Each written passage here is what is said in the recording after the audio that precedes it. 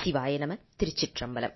சிற்றம்பலத்தான் திருத்தோழன் சுந்தரன் நற்றமிழ் மாலை அணிநாவலூர் கொற்றவன் நம்பியாரூரன் பேர் நாம் ஒரு காலோதினால் தப்பிக்கும் தீவினையேதான்.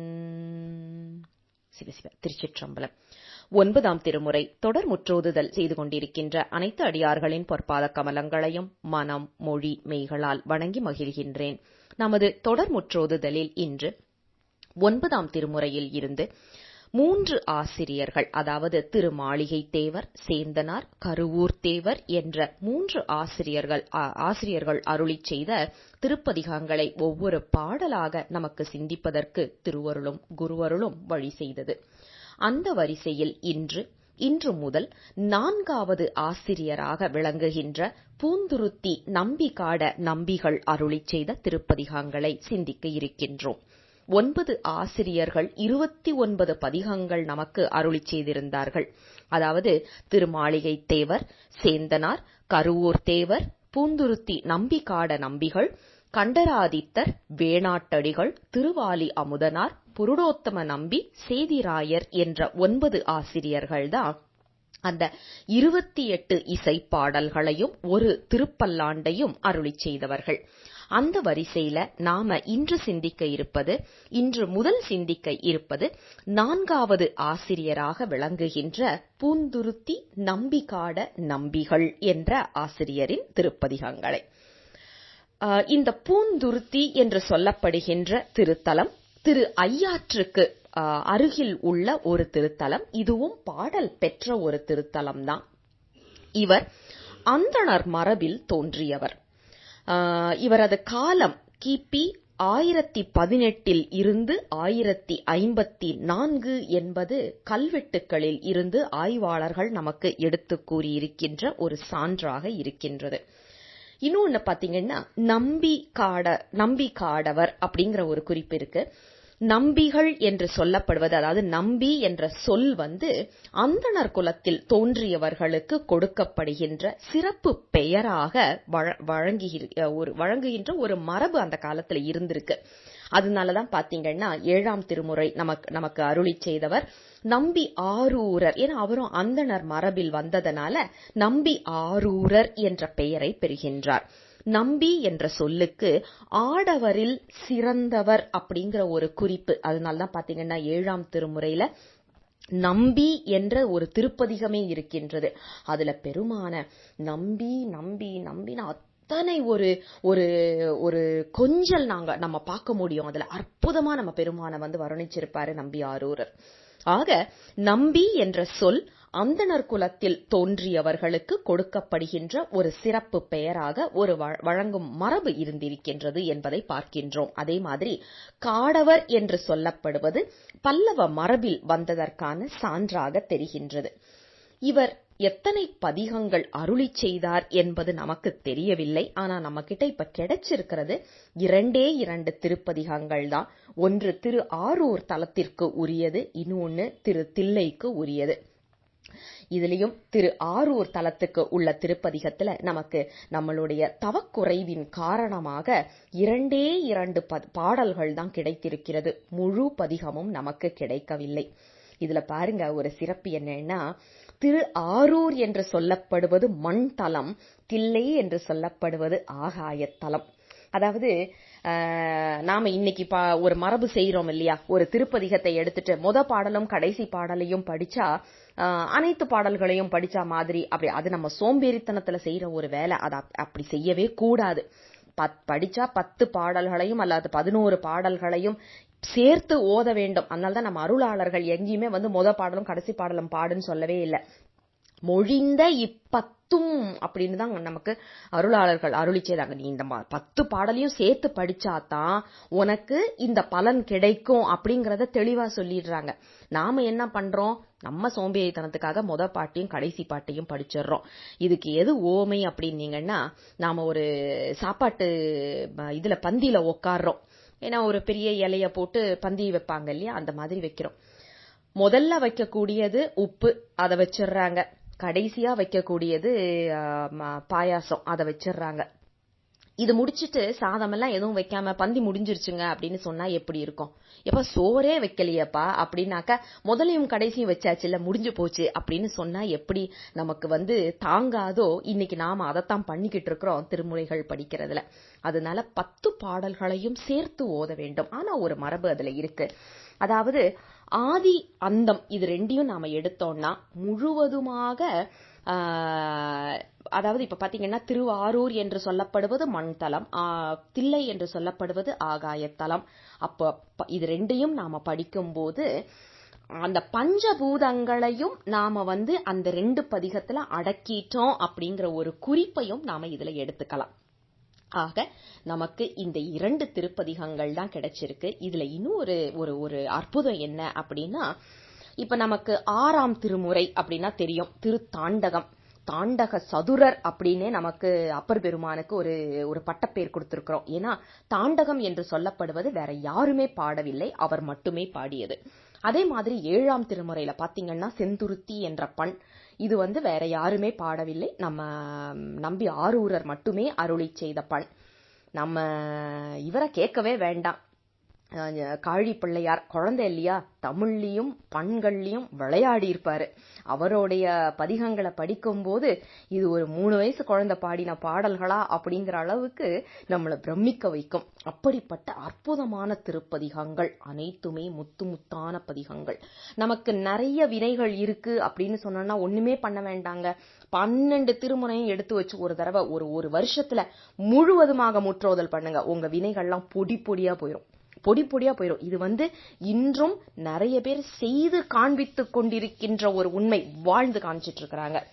அந்த வகையில நாம பார்க்கும்போது 9ஆம் திருமுறையில பூந்துருத்தி நம்பிகாட நம்பிகள் அவர் மட்டுமே அருளி செய்த ஒரு பண் சாளரபாணி பண். இது வேற எந்த அருளாளரும் நமக்கு கொடுக்கவில்லை. கொடுத்து அது அழித்து விட்டோமா அப்படிங்கறது தெரியல. ஏன்னா நம்ம தான் அழிக்கிறதுல நம்மளை விட யாருமே கிடையாது. நம்ம தான் அதுல நம்பர் 1. எந்த ஒரு சான்றும் இல்லாம அழிச்சிருவோம், நம்ம கிட்ட என்ன பொக்கிஷம் கொடுத்தாலும் அழிச்சிருவோம்.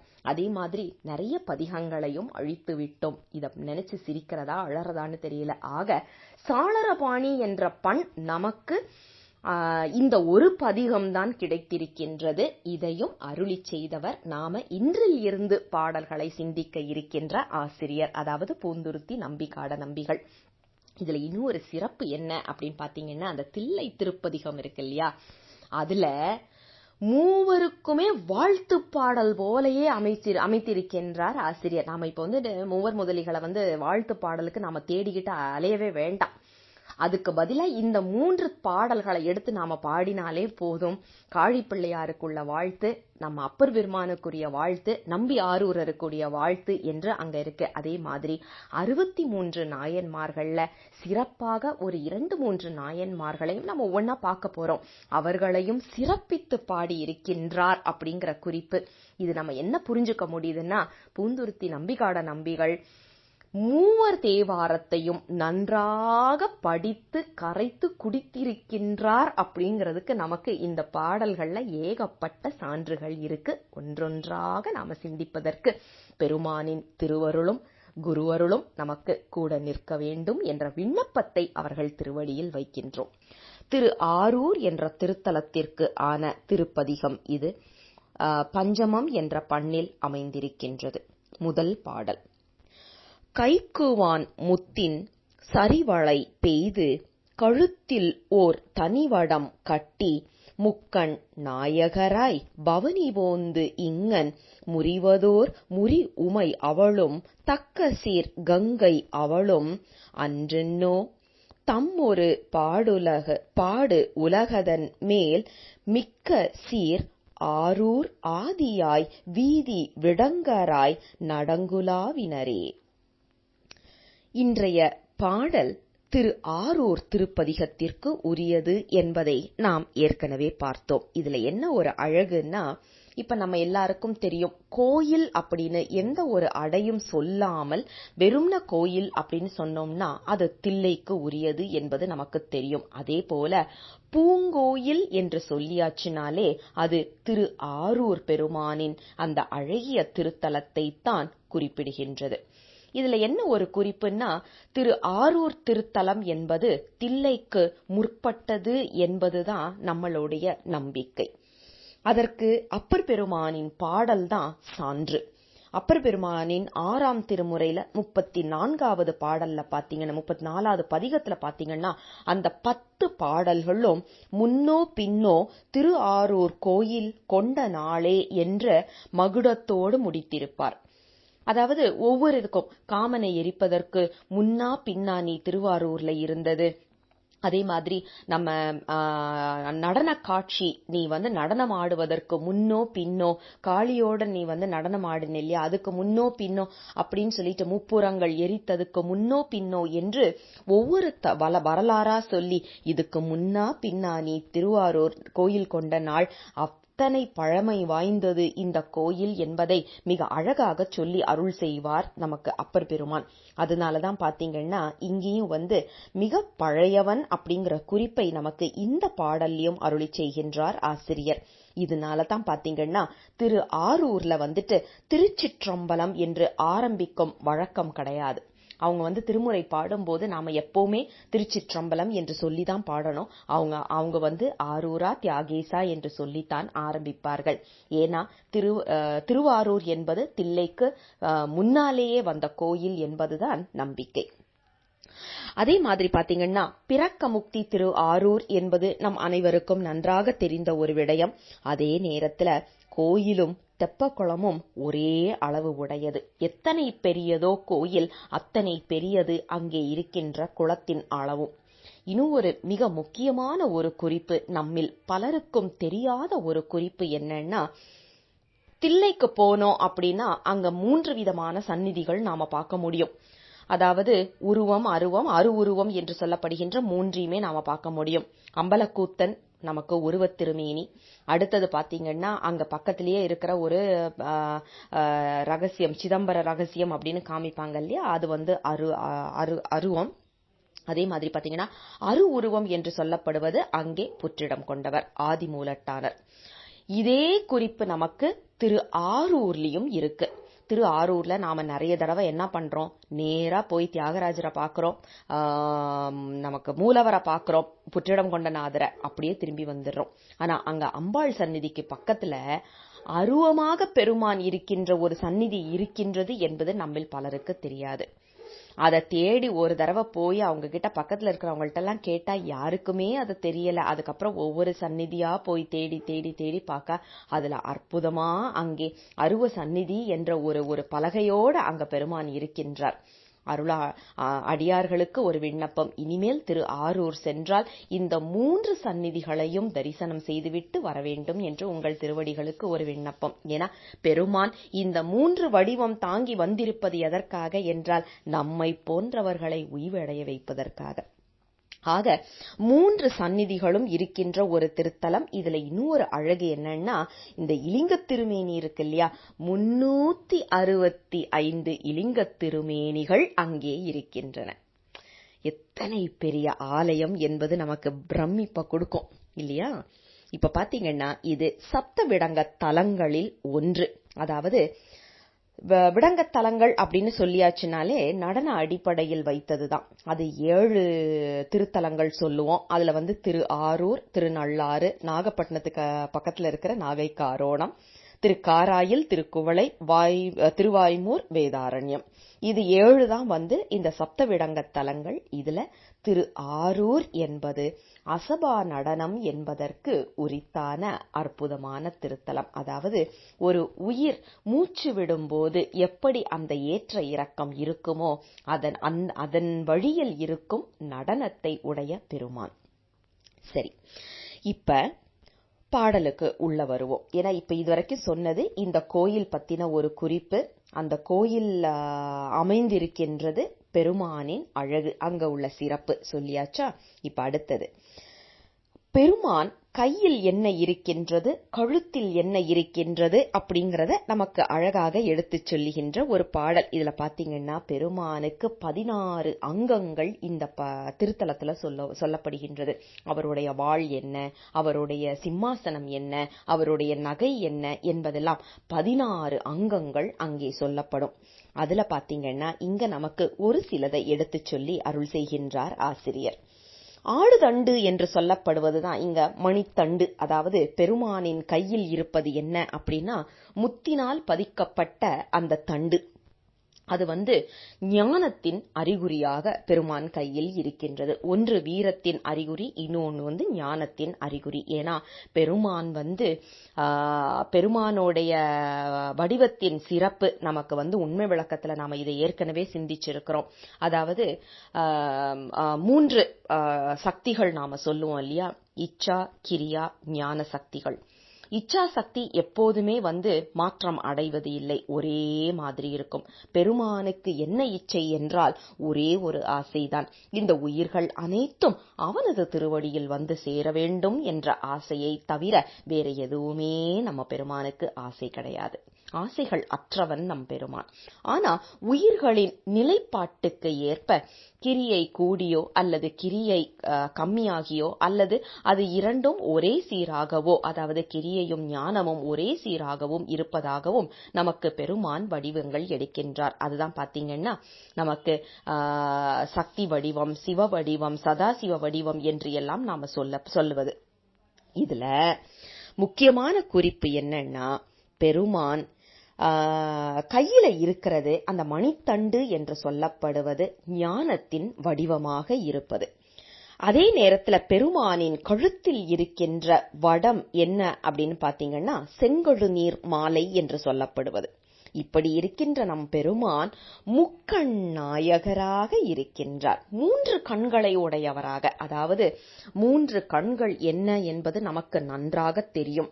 3 சுடர்களின் வடிவாக இருக்கின்றார். ஆனா இங்கே இருக்கின்ற சிறப்பு என்னன்னா ஞானத்தின் வடிவமாக பெருமான் இருக்கின்றார். தியாகராசர் என்றாலே ஞானத்தின் வடிவம். அதனாலதான் அங்க பாத்தீங்கன்னா பிறந்தாலே முக்தி என்று சொன்னதற்கான காரணம். சொல்லிட்டு இப்படிப்பட்ட பெருமான் பவனி போகின்றார்.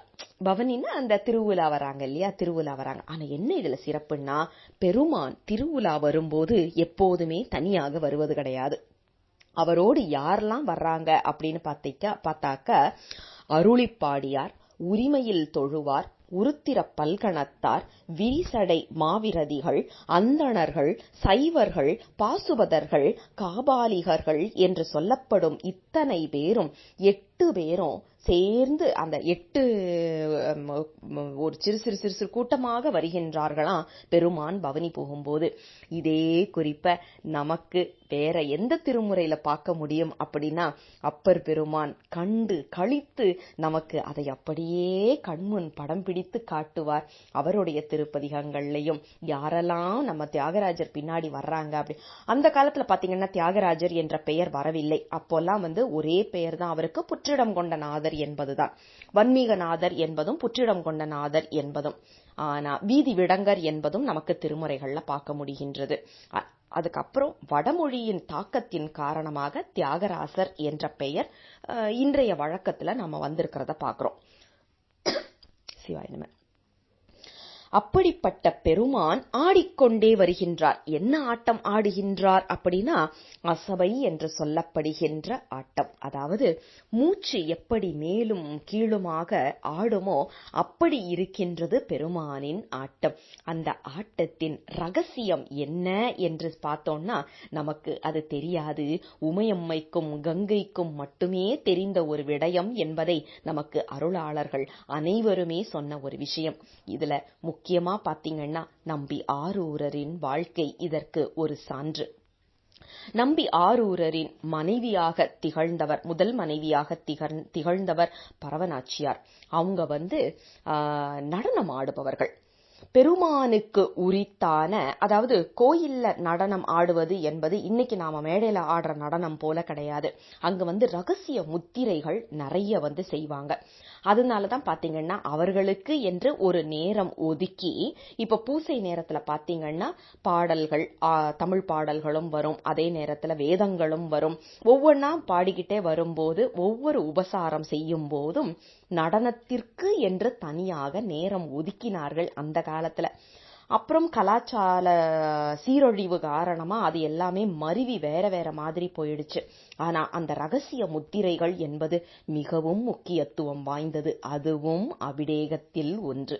பெருமானுக்கு நாம செய்யற அபிஷேகத்துல அந்த முத்திரா அபிஷேகமும் மிக முக்கியத்துவம் வாய்ந்தது. அப்படிப்பட்ட அபிஷேகம் செய்து கொண்டிருந்தவர் தான் நம் பறவை நாச்சியார் அவர்கள். சரி, ஆக இந்த அந்த சீக்ரெட்டா பண்றாங்க இல்லையா, அதெல்லாம் என்னங்கிறது நம்மளுக்கு தெரியல, உமையம்மைக்கும் கங்கைக்கும் மட்டும்தான் தெரியும் போல இருக்கு அப்படின்னு நம்ம ஆசிரியர் மிக அழகாகவும் நயமாகவும் சொல்லிட்டு, அதுல பாருங்க, இதுல பெருமான் ஆரூர் ஆதியாய் நிற்கின்றார், ஆதியாக இருக்கின்றார் என்பதை நமக்கு 6ஆம் திருமுறையிலையும் சொல்லிட்டாரு, முன்னோ பின்னோ என்பதையும் சொல்லிட்டு வீதி விடங்கராய், விடங்கர் என்று சொல்லியாச்சுனாலே பேர் அழகு உடையவன் என்ற ஒரு பொருள் இருக்கின்றது. மிக முக்கியமான பொருள் என்னன்னா, ஒரு உளியால் செய்யப்படாத திருமேனியை உடையவன் நம் சிவபெருமான். இந்த கோயிலுடைய உள்ள நுழையும் போதே அப்படி மேல தலைய தூக்கி மேல பாத்தீங்கன்னா அழகா அங்க முசுகுந்த சக்கரவர்த்தியோடைய அந்த வரலாறை வரைஞ்சு வச்சிருப்பாங்க. அது எத்தனை பேர் கவனிச்சிருப்பீங்கன்னு தெரியாது. நான் ரொம்ப அழகா இருக்கும் அந்த அந்த அந்த சிற்பம். அது கொஞ்சம் கொஞ்சமா அழிஞ்சிட்டு வருது, கொஞ்சம் பார்க்க முடியும்னு வைங்களேன். அந்த கோயில்ல என்னன்னா, நம்ம திருமால் அவரது இதயத்தில் வைத்து பூசை செய்து கொண்டு இருந்த நம் பெருமான், அதை இந்திரன் வாங்குகின்றான். அதனாலதான் அந்த அசபா மூர்த்தி, ஏன்னா இதயத்தில் வைத்திருந்ததுனால அந்த மூச்சு ஏறி இறங்குற அந்த ஒரு அற்புதத்தை பெருமான் நிகழ்த்தி கொண்டிருந்தார். அதுக்கப்புறம் அது இந்திரனிடம் சென்றது. அதுக்கப்புறம் அது அந்த வரலாறெல்லாம் நம்ம இப்ப போக வேண்டாம். முசுகுந்த சக்கரவர்த்தி கிட்ட வந்தது, அப்படிதான் அது பூமிக்கு வந்தது. பெருமான் பூமிக்கு வந்துவிட்டார். 7 இடங்கள்ல ஒரே மாதிரி விடங்கராக.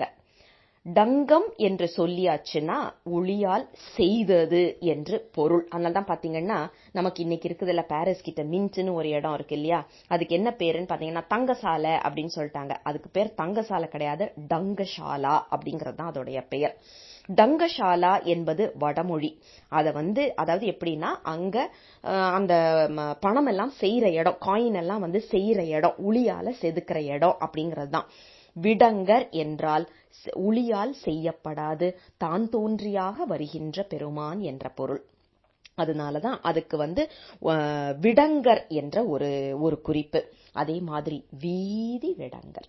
நம்ம நம்பி ஆரூரருக்காக 2 தடவை செருப்பு கூட இல்லாம அந்த ரோட்ல நடந்து போனாரே நம்ம சாமி. எத்தனை, அதாவது தோழர்கள் அப்படின்னு சொல்லியாச்சுன்னா, அடியார்கள் அப்படின்னு சொல்லியாச்சுன்னா, பெருமான் எப்படி இறங்குகின்றான் என்பதற்கு நம்ம திரு ஆரூர் பெருமான தவிர எடுத்துக்காட்டு வேற எங்க சொல்ல முடியும்? தோழமை கொண்டோம் என்று தோழமை தந்தோம் அப்படின்னு சொன்ன ஒரு தலம் நமக்கு திரு ஆரூர். அப்படிப்பட்ட தோழனுக்காக மனைவியிடம் ஊடல் கொண்டதற்காக 2 முறை தூது சென்று அந்த ஊடலை தீர்த்து வைக்கின்றான் நம் பெருமான். எப்படிப்பட்ட அருளாளர்கள் மேல் கொண்ட அந்த அன்பின் காரணத்தை நாம பார்க்க முடியும். அதனாலதான் பாத்தீங்கன்னா எத்தனை அருளாளர்களுடைய முக்தி தலம் திரு ஆரூர்னு பாத்தீங்கன்னா பிரமிப்பா இருக்கும். பிறந்தால் முக்தின்னு சொன்னோம் இல்லையா, அங்க போய் இருந்து முக்தி அடைந்தவர்களின் எண்ணிக்கை அத்தனை இருக்கின்றது. அதை இன்னும் ஒரு சந்தர்ப்பத்துல நாம சிந்திப்போம். அற்புதமான ஒரு திருத்தலம், அதற்கான அற்புதமான ஒரு பாடல். ஆக இன்றைய பாடல் நமக்கு ஆசிரியர் எத்தனை அழகாக நமக்கு திரு ஆரூர் பெருமானை சிந்திக்க வைத்திருக்கின்றார் அப்படிங்கறத நினைக்கும் போதே அதற்கு மிகப்பெரிய நன்றிகள் நாம் சொல்ல வேண்டும். ஏன் அப்படின்னாக்க, பெருமானின் ஆடை அணிகலன்களை நம் கண்முன் கொண்டு நிறுத்தி, அவரது ஆட்டத்தையும் நம் கண்முன் கொண்டு நிறுத்தி, அதில் பொதிந்திருக்கின்ற அந்த ரகசியங்களையும் நமக்கு இலைமறை காயாக சொல்லி, அதே நேரத்துல வீதி விடங்கராக ஆதியாக நிற்கின்றான் எங்கள் பெருமான் அப்படிங்கிற குறிப்பையும் சொல்லி அருள் செய்கின்றார் ஆசிரியர். இரண்டாவது பாடல். பத்தியாய் உணர்வோர் அருளை வாய் மடுத்து பருகுதோறு அமுதம் ஒத்து அவர்க்கே தித்தியாயிருக்கும் தேவர்கள் இவர்தம் திருவுரு இருந்தவா பாரீர். சத்தியாய் சிவமாய் உலகெலாம் படைத்த தனிமுழு முதலுமாய் அதற்கோர் வித்துமாய் ஆரூர் ஆதியாய் வீதி விடங்கராய் நடங்குலாவினரே. இன்றைய பாடல்ல நமக்கு பெருமான் எப்படியெல்லாம் அருள் செய்து கொண்டிருக்கின்றார் இந்த உயிர்களுக்கு அப்படிங்கிற குறிப்பை நமக்கு சொல்லி அருள் செய்கின்றார் ஆசிரியர். அதாவது பெருமான் 2 விதமாக அருள் செய்கின்றார். ஒன்று அடியார்களுக்கு, இன்னொன்று அடியார் அல்லாதவர்களுக்கு. அடியார்களுக்கும் அடியார் அல்லாதவர்களுக்கும் அருள் செய்கின்ற அந்த திறத்தினை தான் நமக்கு 2 வரிகளில் நமக்கு ஆசிரியர் சொல்லுகின்றார். அடியார் இல்லாதவங்களுக்கும் நம்ம சிவபெருமான் அருள் செய்கின்றானா அப்படின்னா ஆமா. எந்த பாரபட்சமும் இல்லாமல், எந்த ஒரு விருப்பு வெறுப்பு அப்படின்னு எதையுமே சொல்ல முடியாத அளவுக்கு பெருமான் எல்லாருக்கும் ஒரே மாதிரி அருள் செய்து கொண்டிருக்கின்றார். இல்லன்னு வைங்களேன், நம்மளுக்கு இந்த தனுகரண புவன போகமே கொடுத்திருக்க மாட்டாரு முதல் இடத்துல இல்லையா? அதனாலதான் பெருமானுடைய கருணையும் அவனது வள்ளல் தன்மையும் சொல்லும் போது கருணாமூர்த்தி அப்படின்னு சொல்லிட்டு நிறுத்திடுற காரணம். நாம இன்னைக்கு கருணாமூர்த்தி அப்படின்னு சொல்லிட்டு ஏதேதோ கடவுளர்களை சொல்லிக்கிட்டு இருக்கிறோம். ஆனா உண்மையான அந்த வார்த்தைக்கு பொருள் பொதிந்திருப்பது யார் என்றால் நம் சிவபெருமான் தான். ஏன் அப்படின்னா யோசிச்சு பாருங்க, நாம எதுவுமே இல்லாம முழுவதுமாக ஆணவ மறைப்பில் இருக்கும் போது நம்ம கூட இருந்தது பெருமான் மட்டும்தான்.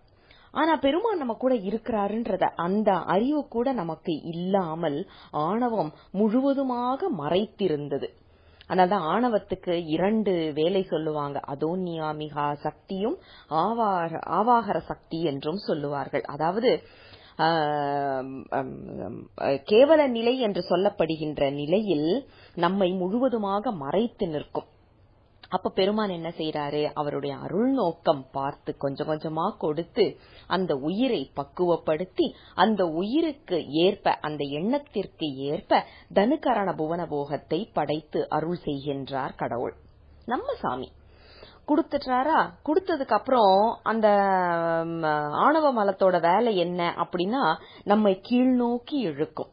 அந்த கீழ்நோக்கி இழுக்கிறதுலயும் பெருமான் நம்ம கூடவே இருந்து எப்படியாவது அதை வெளியில கொண்டு வந்துடணும், இந்த உயிர்களை உய்வடைய செய்ய வேண்டும் என்று கூடவே நின்று அருள் செய்கின்றார். அததான் பாருங்க, இறுதி 2 வரிகள்ல வச்சு நமக்கு அருள் செய்கின்றார் ஆசிரியர். அதாவது சத்தியாய் சிவமாய் உலகெல்லாம் படைத்த தனிமுழு முதலுமாய் அதற்கோர் வித்துமாய். எவ்வளவு அழகா! அதாவது திரு களிற்றுப்படியார்ல 78வது பாடல்ல நமக்கு ஆசிரியர் அருள் செய்வாரு. நங்கையினால் நாம் அனைத்தும் செய்தாற்போல் நாடனைத்தும் நங்கையினால் செய்தளிக்கும் நாயகனும் அப்படின்வாங்க.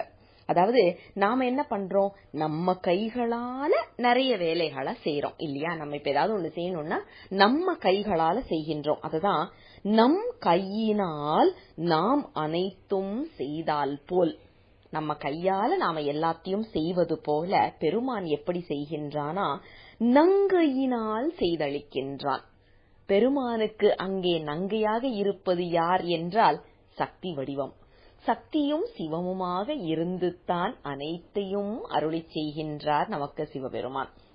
அததான் சக்தியாய் சிவமாய் உலகெல்லாம் படைத்து, இந்த உலகத்தை எல்லாம் நமக்கு படைத்து தனி முழு முதலுமாய், தனிப்பட்ட ஒரு முழு முதலாக இருக்கின்றான்.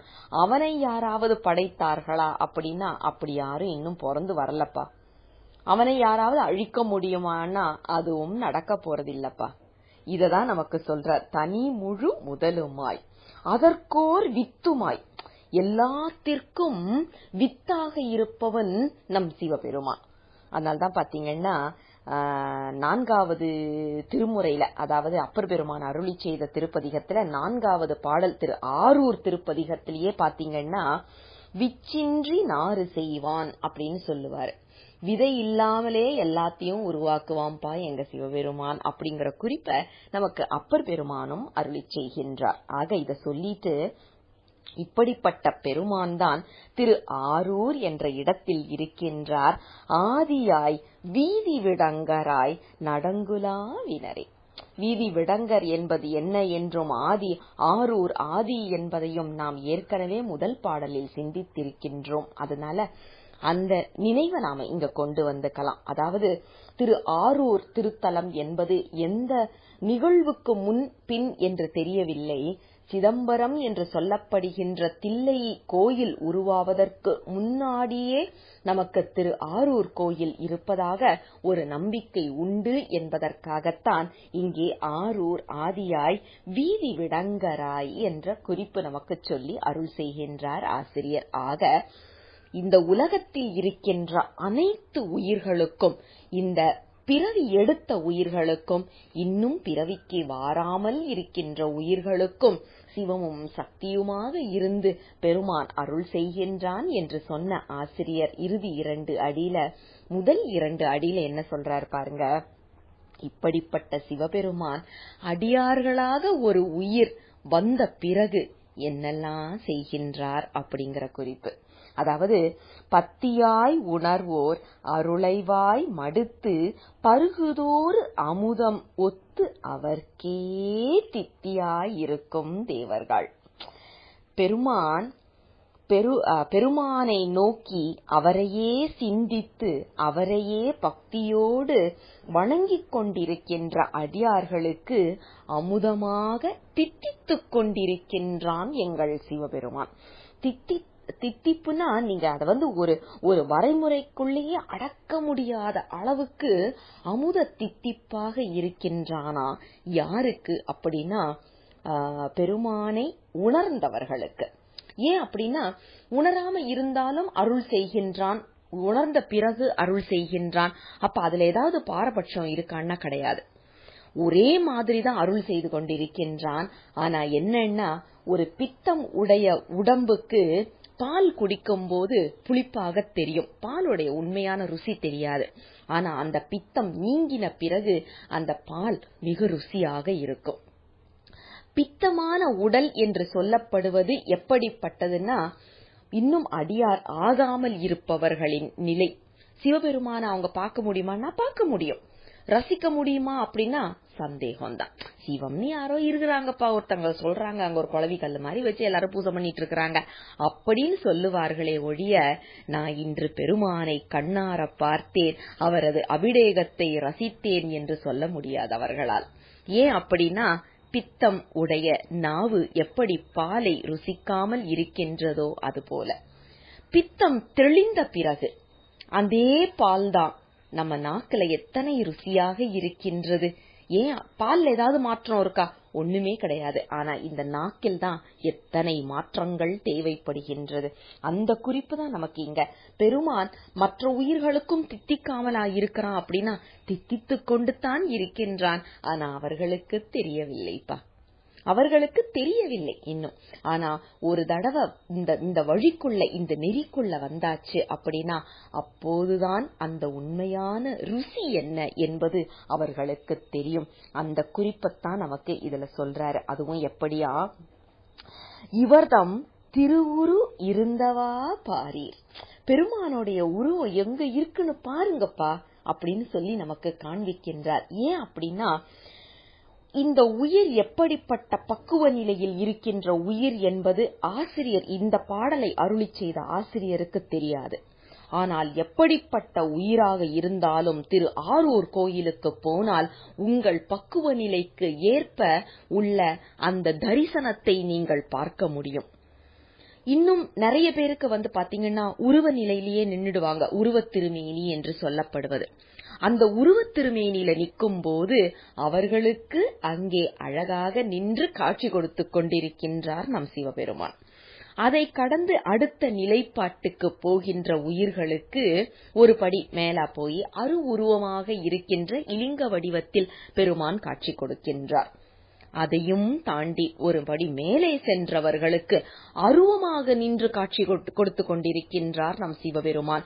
இந்த 3 வடிவங்களும் இருக்கின்ற ஆலயம் எது என்றால் திரு ஆரூர். அதனாலதான் பாத்தீங்கன்னா திரு ஆரூர் திருத்தலத்துல அருவம், அருவுருவம், உருவம் என்று சொல்லப்படுகின்ற இந்த 3 சந்நிதிகளும் இருக்கின்றது. அங்கே வந்து அந்த திருவுருவத்தை பாருங்கள் என்று ஆசிரியர் அழைக்கின்றார். நீங்கள் எப்படிப்பட்ட பக்குவ நிலையில் இருந்தாலும் சரி, உங்களுக்கு ஏற்ற வடிவத்தில் அங்கே பெருமான் அருள்பாலித்துக் கொண்டிருக்கின்றார். வாருங்கள், வந்து அவரை ரசித்து அந்த தித்திக்கின்ற அமுதத்தை பருகி நில்லுங்கள் என்று நம்மை அழைக்கின்றார் ஆசிரியர். இந்த பதிகத்துல நமக்கு ஏற்கனவே சொன்ன மாதிரி நமது தவக்குறைவு காரணமாக 2 பாடல்கள் தான் கிடைத்திருக்கின்றன. மற்ற பாடல்கள் கிடைக்கவில்லை. அதனால ஒரு சேர உள்ள திரண்ட கருத்துக்கள் இந்த பாடலுக்குள்ளாகவே அமைந்து விட்டதனால் இந்த 2 பாடல்களையும் சேர்த்து அடியார் பெருமக்கள் ஒரு முறை ஓத வேண்டும் என்று உங்கள் திருவடிகளுக்கு விண்ணப்பத்தை வைத்து இந்த 18வது திருப்பதிகத்தையும் முடிவுக்கு கொண்டு வருகின்றோம். சிவசிவ திருச்சிற்றம்பலம். நமது தொடர் முற்றோதுதலில் இன்று 9ஆம் திருமுறையில் இருந்து 18வது திருப்பதிகமான பூந்துருத்தி நம்பி அவர்கள் அருளி செய்த திரு இசை பாடலை, திருவாரூர் தலத்தில் இசைக்கப்பட்ட திரு இசை பாடலை சிந்திக்க இருக்கின்றோம். நமது தவக்குறைவு 2 பாடல்கள் தான் நமக்கு கிடைத்திருக்கின்றது. ஆனா அந்த 2ம் அத்தனை அழகா திருவாரூர் பெருமானை அப்படியே வர்ணித்திருக்கின்றார். மித்த பாடல்களும் கிடைத்திருந்தால் எத்தனை நன்றாக இருக்கும் என்ற ஏக்கத்தை ஏற்படுத்துவது போல இந்த 2 பாடல்களும் இருக்கு. திருவாரூர் பூங்கோயில் என்று சொன்னாலே திருவாரூர் பெருமான் தான் நமக்கு ஞாபகத்திற்கு வரும். அதாவது அந்த காலத்துல வந்து அடைமொழி இல்லாமல் சிலதை சொல்லுவோம், டிஃபால்ட்னு சொல்லுவோம் இல்லையா, அந்த மாதிரி. எப்படின்னா வாழைப்பழம் அப்படின்னு சொல்ல வேண்டிய அவசியம் இல்லை. பழம்னு சொல்லியாச்சுனாலே அது வாழைப்பழம் தான். ஆனா நீங்க மாம்பழம், பலாப்பழம் இல்ல மற்ற பழங்களுக்கு எல்லாம் வந்து திராட்சை பழம், இதுக்கு எல்லாத்துக்கும் அடைமொழி வேணும். ஆனா பழம் என்று சொல்லியாச்சுனாலே அது வாழைப்பழம். அதே மாதிரி கோயில் அப்படின்னு சொல்லியாச்சுனாலே அது தில்லையை மட்டுமே தான் குறிக்கும். மற்றதுக்கெல்லாம் நீங்க வந்து அடைமொழியோட சொல்லணும். அதே மாதிரி பூங்கோயில் என்று சொல்லியாச்சுனாலே அது திருவாரூரை மட்டுமே தான் குறிக்கும். திருவாரூருக்கு நிறைய ஏகத்துக்கு பெருமைகள் உள்ள கோயில் அது. திருவாரூருக்கு உள்ள போயிட்டு கையை வந்து கீழேயே இறக்க முடியாத அளவுக்கு தலைக்கு மேல கையை கூப்பிக்கிட்டே நடக்கணும். ஏன்னா திரும்பின இடம் அனைத்தும் சிவலிங்கமாக இருக்கும். திருவாரூர் பிறந்தார்கள் எல்லாருக்கும் அடியேன் என்று நாம் சுந்தரமூர்த்தி நாயனார் மிக அழகாக அருளி செய்த திருத்தொண்ட புராணம், திருத்தொண்ட தொகை வந்து இங்கேதான் நமக்கு அருளி செய்யப்பட்டது. இந்த கோயில்ல இன்னும் ஒரு ஸ்பெஷாலிட்டின்னு சொல்லுவோம் இல்லையா, அது என்னன்னு பார்த்தா, தேவர்களால உள்ளே வர முடியாது. அந்த தேவாசிரிய மண்டபம் என்று நாம் இன்னைக்கு சொல்றது வந்து தேவாஸ்ரேய மண்டபம். தேவர்கள் அங்கேயே நின்று விடுவார்கள். அதை தாண்டி அவர்கள் உள்ளே வர முடியாது. உள்ளே வருவது யார் என்றால் அடியார்கள் மட்டும்தான். அடியார்களுக்கு மட்டும் ஸ்பெஷல் பர்மிஷன் உண்டு நம்ம திருவாரூர் கோயில்ல. அப்படிப்பட்ட ஒரு கோயில். நிறைய பாடல்கள், அதாவது மும்மணி கோவை அந்த மாதிரி நிறைய பாடல்கள் திருவாரூர் பெருமானுக்காக பாடப்பட்டது நிறைய இருக்கு. நம்ம நம்பி ஆரூரருக்கு மிகவும் நெருக்கமான தோழர் அப்படின்னு சொல்லி நெருக்கமான கோயில் என்றால் அதுவும் திருவாரூர் திரு ஆலயம்தான். திருவாரூர் பெருமானை தரிசிக்கும் போது காளமேக புலவர் மிக அழகான ஒரு பாடல் பாடியிருப்பார். தென்னொக்கும் சோலை கமலை பிரான் செஞ்சடா அடவிதான் என்னொக்கும் நோக்கும் எண்ணில் எரியொக்கும் அந்த வேரியில் இட்ட பொன்னொக்கும் கொன்றை கரியொக்கும் வண்டு பொன்னொக்கும் கொன்றை கரியொக்கும் வண்டு நல் பொன் பணிசெய் மின்னோக்கும் கங்கை கிழக்கொல்ல நோக்கும் அவ்வெண்பிறையே.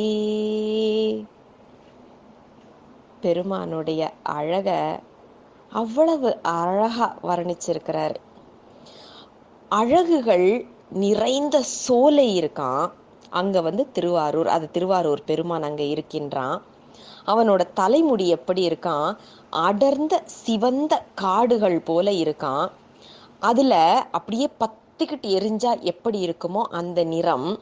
அதுல இருக்கிற அந்த கொன்றை பூக்கள் எப்படி இருக்குதான், பொன்னை தூக்கி அந்த நெருப்புல போட்டா எப்படி உருகி இருக்குமோ அப்படி இருக்கான்.